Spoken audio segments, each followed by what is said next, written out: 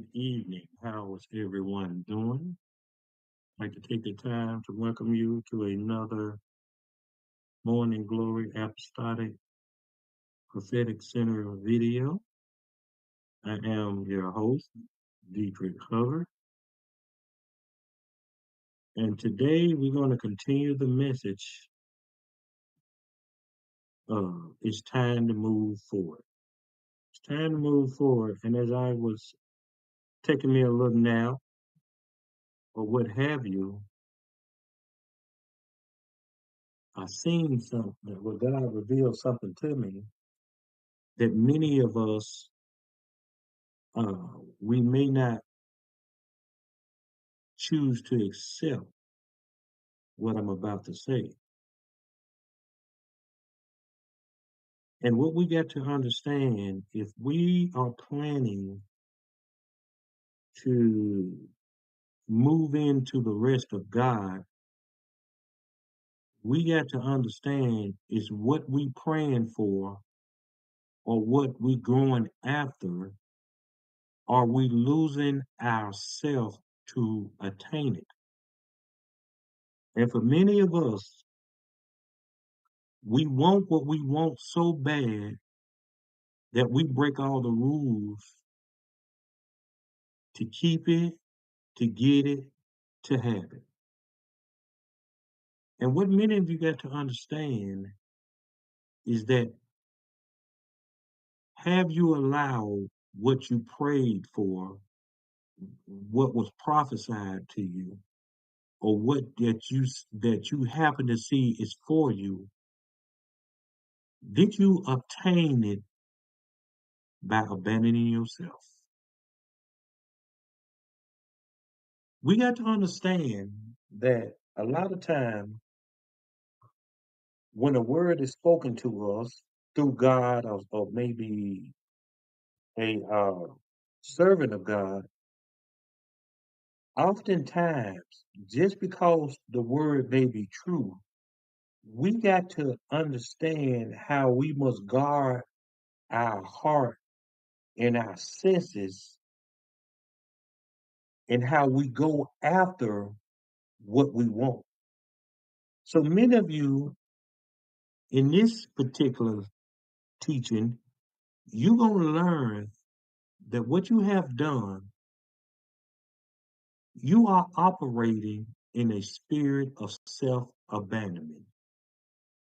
And self-abandonment is when we choose to abandon what we think, what we want or need in favor of keeping others happy or remaining in good standing with a person, place, or thing.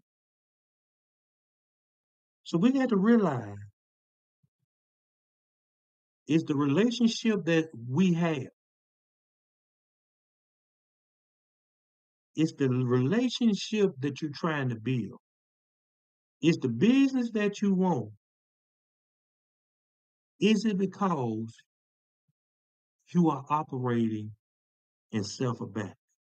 See, self-abandonment is when you reject, suppress, or ignore part of who you are for what you want to gain. And you know what? We got some very good examples of people who self-abandoned what they were or who they were in an effort to get something they really want. Watch this. We're going to start out with Tamar. And that's over in Genesis 38 and 14. And we know the story that everybody died and Tamar's father-in-law was supposed to give him the last child he had in order for her to have children and be married. But that didn't happen. So that's how we get to Genesis 38. It says, and she put her widow's garment off from her and covered her with a veil and wrapped herself and sat in an open place, which is by the way to Timnah. For she saw that Shelah was grown, and she was not given unto him to wife. When Judah saw her, he thought her to be an harlot, because she had covered her face.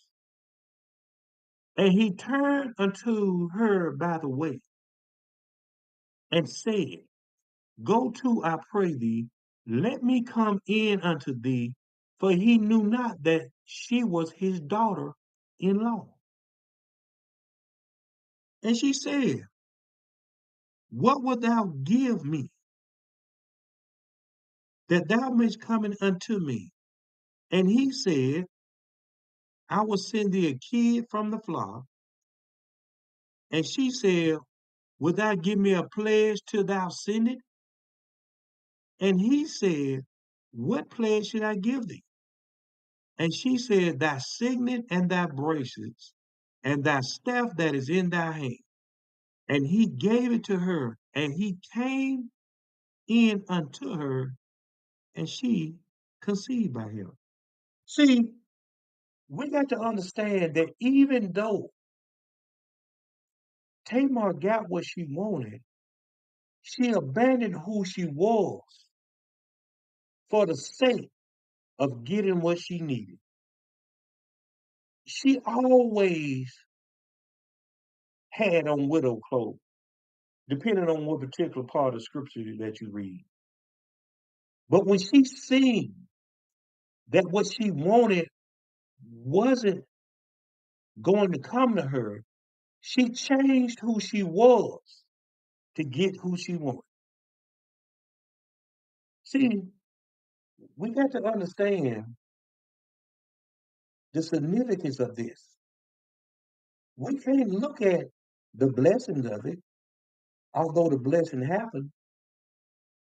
We got to look at, well, why were you mourning so long? And see, for some of you, I still ain't got no hood. I still ain't got no wife. So somebody give you a little attention, and you forget what God said, and you change who you are to get what you thought you'd never get. See, what she did, she rushed God. She rushed him. And see, for a lot of you, because you was in relationship, you was in marriages, you was in jobs, you was in houses, and because you didn't get what you want, you rushed on to the next destination. See, self-abandonment is real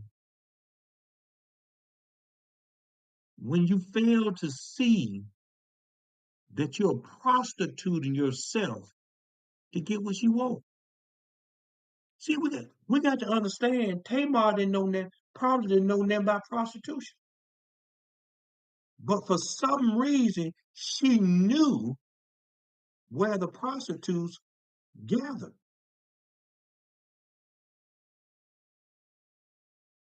And she covered herself. See, a lot of you, when you get into self-abandonment, you cover yourself with the answers that you want. So when the man of God come to you, he can't see you for who you are because you done already made up in your mind what you trying to get. Well, God, I ain't sleeping with nobody, but you in the darkness letting some joker tear it up. Well, God, I ain't gonna sleep no woman till we marry. Now you done got the goods. I ain't ready for marriage.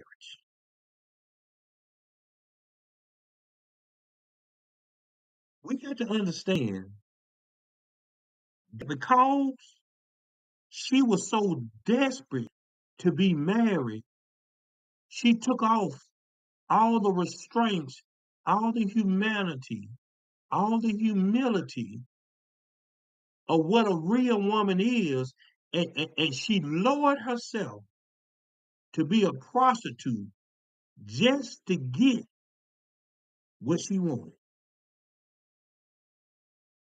Ooh. That was good, that one. Cause see, we gotta look at it for what it is. How many of you been married and your man or woman didn't give you what you wanted and you lowered your standards just because they seemingly giving you what you want? Cause see, you got to understand that just because something don't go your way, don't know how God's trying to bring it to you. So here Tamar said, you want some of this cookie, what you gonna give me? Y'all notice how we leave relationships? And for some of us, we give the next man or the next woman all that we have, all that we didn't even think we can do. But yet you was in the relationship and didn't do it for the one that you was with.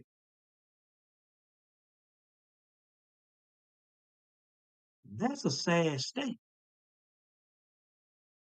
So now all of a sudden you giving baths, back rubs, and massages, and some of y'all been married 5, 10, 15, 20 years, and your man or your woman don't know nothing about that. You lowered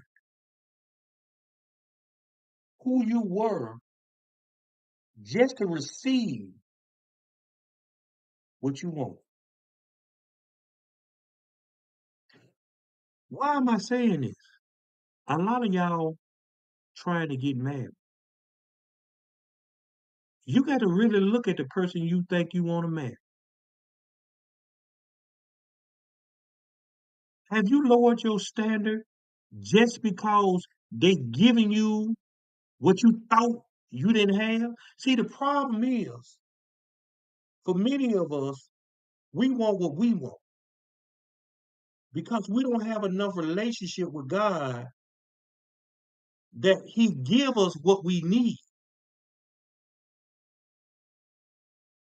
Cause see, I've been looking at the news a lot lately. I don't want you to be the side chick, and you know he got another chick, but because it's 7 days in a week. All right, let me show y'all how that goes. It's 7 days in a week. All right, it's one player, 7 days in a week. The way we do that, well, the way we used to do it, I don't know how they're doing it now. I believe it's still the same. 7 days in a week. We run a 2, 3, 2, 1 play. 2, 3, 2, 1 play. All right. That's out of 7 days. We're gonna have two for Monday. All right. We might have three for Tuesday. All right. Now we're gonna have two for Wednesday. All right. Thursday, Friday, and Saturday and Sunday, that belongs to the one he really liked the most. All right. Cause see, Monday, Tuesday, and Wednesday, because he a player, he gonna meet women all the time. So he got see that's what I call. I'm trying to tell y'all something. See, Steve Harvey don't know nothing about this. That's how they put you in rotation. All right, because if the man don't want you, he's steadily looking. So he gonna meet between 2 and 3 different women a day. That through that 2, 3, 2, 1, that's the one he liked the most. But because he's steadily meeting women, you may fall out. See, if you ain't good for nothing and you ain't, see, if you ain't good for nothing but sex, all right, you ain't gonna have too many schedules, all right? If you ain't got nothing to offer him, your rotation is an as needed basis, which means he gives you just enough attention to keep you in the rotation, but you'll never be the one because you ain't got nothing. See, the old folks used to tell y'all the way to a man heart is through his stomach. That ain't what he wants.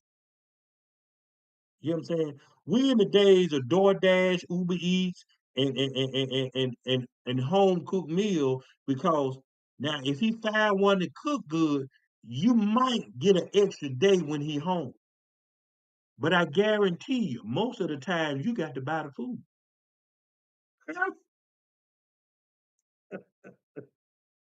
I'm just having fun. So what we see Tamar did, she allowed herself to be degraded just to be upgraded. But see, we got to be careful when we say this person ain't giving us this, and we meet a person, they giving us what this person don't get it, but the temperament might not be the same. See, this person might let you do anything you want and don't say nothing. The other man might beat your head in. Now you wishing you hadn't left. You got one man that may have know every time you need something. You got one man that you met now, he might know what you need and ain't gonna give you nothing.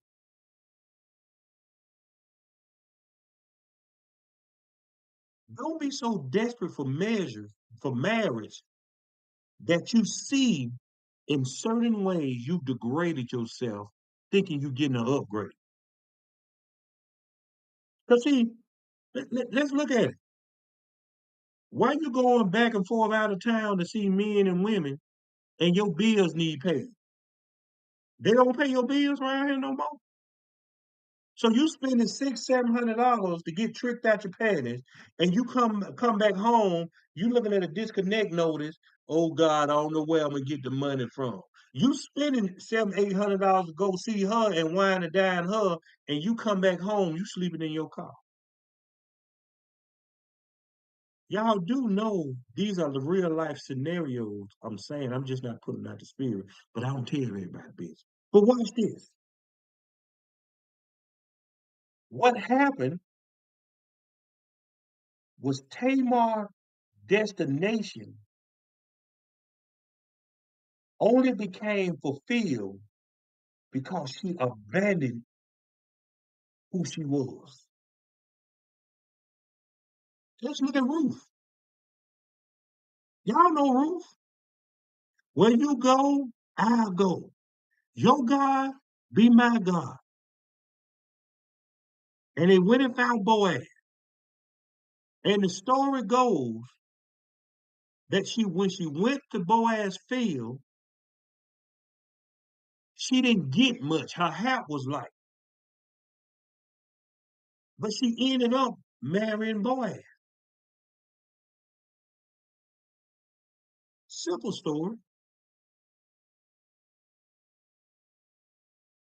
But her journey was one of desperation.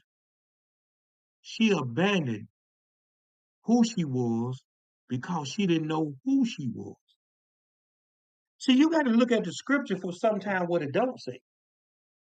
Out of desperation, because she didn't want to be alone, she told Ruth, "My God, your God will be my God. Where you lay, I lay." You never see, you never seen Naomi teach Ruth anything about scripture. You never even seen Naomi mention anything of God. But yet, when Boaz came on the scene, Boaz was considered a man of God. Boaz said, "Work in my field." Boaz told his servants, "Leave something so she can get it. Boaz was treacherous. Boaz was deceitful. Boaz was manipulative. Y'all got to watch in this spiritual season that you know God for yourself. Well, why can't you say that, Brother Hubbard? Because y'all don't read the Bible. Because he had Naomi taught Ruth who God was and what God had already allowed for her. Had Boaz followed the word, being a man of God, he wouldn't have told Ruth to work my field. Because when we go over to Leviticus, what does it say? It tells the children of God, when you reap the harvest of your land, do not reap to the very edges of your field or gather the gleanings of your heart. It said, leave them for the poor and the foreigner residing among you. I am the Lord your God. She had no, she had Naomi just say, hey, go over there and pick it up. Because Leviticus says this. Had Boaz said, hey, this what the word say, you can have that. But watch how Ruth, it said her hat was light, and she still took it to Naomi. The reason a lot of y'all failing is because you don't know what God has already given you. Because you looking and listening to people who say they're gonna teach you about God, but they teaching you about themselves. You listen to people who making you work for something that God has already given you. So here we see Ruth cry wasn't necessarily of this my day one, I don't lose you. Ruth cry came from I don't want to be alone because I don't know how to take care of myself.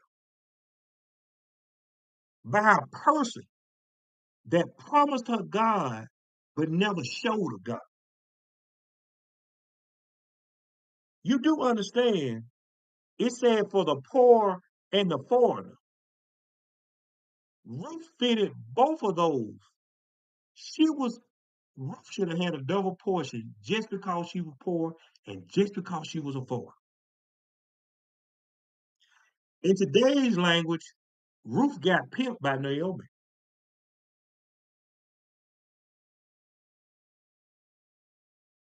In today's language, Boaz treated her like a trick. You see how your innocence to be connected to somebody can often be your downfall because you don't know who you already connected to. So here we got Ruth working for something that God said, give it to him. They got y'all working for y'all knowing, and God had already anointed you. You got to serve your leader, and your leader should be serving you. You got to give to them when they supposed to be given to you. Self-abandonment. But in this case, she couldn't abandon nothing because she didn't know herself. So what she did, she was taught, guess this, she was taught how to make other people rich. But oh yeah, see, pimping ain't easy. But if you got a fool that don't know something, it's easy. Go wait till he get drunk and go lay by his feet. Why would you have to wait till a man get drunk and lay at his feet? See what Naomi really did to Ruth, go belittle yourself so you can get in. Y'all know how we talk. You got your house niggas and you got the field niggas. Go belittle yourself so you can get in the house. Because I know if you get in the house and you want to be with me, everything that you got, I'm going to get. This from a, this a man of God. That's why I've been saying lately, a lot of y'all pray for a man or woman of God, but what you want a God-fearing man or a God-fearing woman, which means you want those that can operate in the world and go to church. Because see, when you want a man of God or a woman of God, they're gonna try to put God in you. You don't want God in you. You want a stroke. Yeah. You want to, Greek, huh? You want to turn down a whole bottle of that Cavassier. Don't allow in this season, don't allow your hunger for God to lead you to people who think they God. They think they God. And for many of you, you didn't abandon yourself for ministry. You don't care how much truth you hear about tithing, you still gonna tithe. You don't care how much you hear about wearing them Catholic clothes, you still gonna wear them Catholic clothes.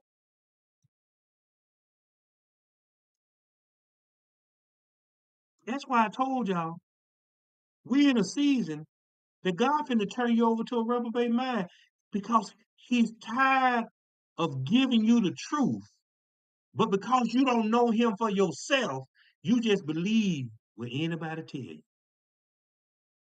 That Apostle Paul, he was out there preaching the truth, but the Bereans said, "Let me go study and make sure this the truth." That's what I tell y'all. You ain't got to listen to me, but when you hear what I got to say, go study it for yourself. You know what happens? A lot of people don't want to study it for themselves because already in their spirit, they convinced it's the truth. All right. So they don't really want to know the truth. So they reject the truth. So here Tamar was operating in a spirit of self-abandonment because she wanted a man. She wanted to be married. Now we got Ruth.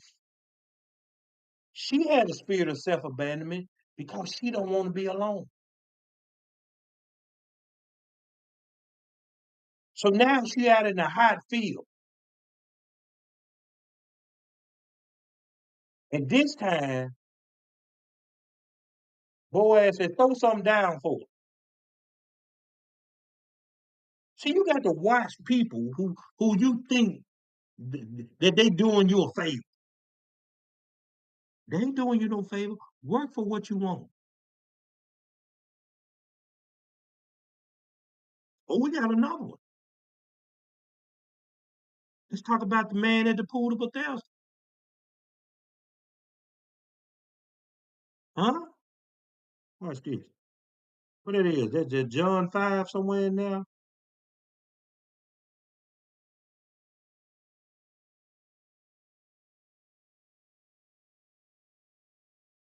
He says, they talking about the pool at Bethesda. We ain't gonna just read it. We just gonna talk about it. Y'all done read this enough. He said, in these lay a great multitude of sick people, blind, lame, paralyzed, waiting for the moving of the water. For an angel went down at a certain time into the pool and stirred up the water, and then whoever stepped in it first after the stirring of the water was made well of whatever disease they had. Now a man had been there for 38 years. See, now what we see is a man that basically willed himself sick because he wanted attention. See, he heard about this pool. He heard about it. But see, when you go study it, it never was an angel that came to the pool. At a certain time, the way Jerusalem was made, they had these five porches, and the water ran in the porches. And because, watch this now, this why they were sick. In Roman times, y'all know they just sat and they peed and they pooped and they got up. See, all of this would run to the bottom. So every now and then they would have to lift the gate to drain the water to get the smell as pleasant as possible. That would cause the water to move. That would cause the water to move. Go study it for yourself. You ain't got to believe me. But somewhere along the way, somebody get called it an angel. So here we see because of a spiritual parable. Now everybody going to this pool. But when Jesus came, he said, "Do you want to be made well?" The sick, watch his answers, and you will tell he was faking. He said, "Sir, I have no man to put me in the pool when the water is stirred up. But while I am coming, another steps down before me." Dependency. He said he don't have nobody to put him in the pool. But then he said, when I'm coming, somebody get ahead of me. This man sitting there lying to Christ and don't even know it. So what we can see, he's dependent. Guess what? And he looking for, what's the word I'm gonna use for this? He's looking for special treatment. Because see, you got to understand, if everybody around the pool sick and the water go to move it, everybody trying to get in, it's like what we call every man for himself. Because see, some of you abandon who you are because you see the miracles around you. You see the people operating in the things of God. You see people teach you how you can get that way. But guess what? You rather have help. Now you go and paying people $750 for prophetic extension. You paying Juanita buying a $2,000 for a prayer institute because you abandon the power that you have in you because you want to leech off the power of somebody else.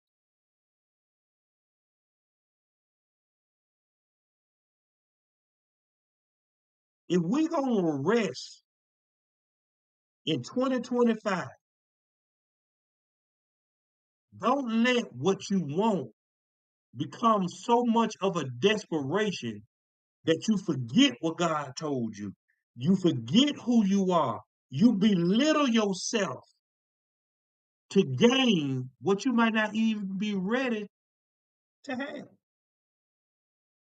If you ain't got no relationship with God, you ain't got no business. God send me a man of God. What I told y'all, I wrote it down somewhere. Let me see what I wrote it down. Y'all around here, I want a man of God, and he got to be able to lead me, and he got to, and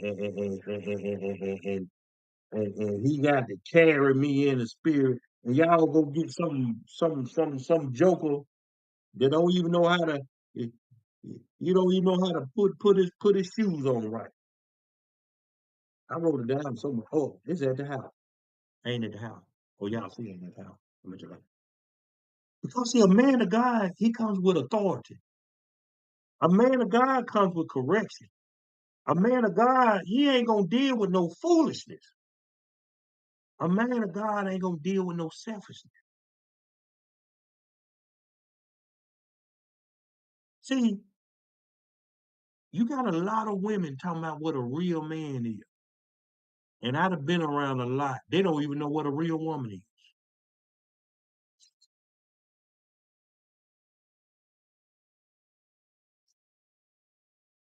Y'all do know uh, uh, uh, Sarah called Abraham Lord.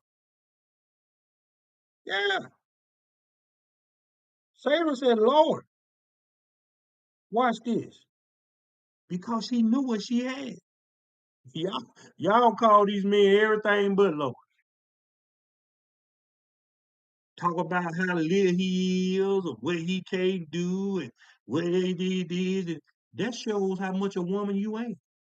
Because back in my days, you know, men would talk back then. Don't you never talk on a woman's skirt. That what men was talking. Not these. I don't know where y'all get these from. I know I probably sound like I was hell back then, but you know, I wasn't cutting throats and shooting and killing hell.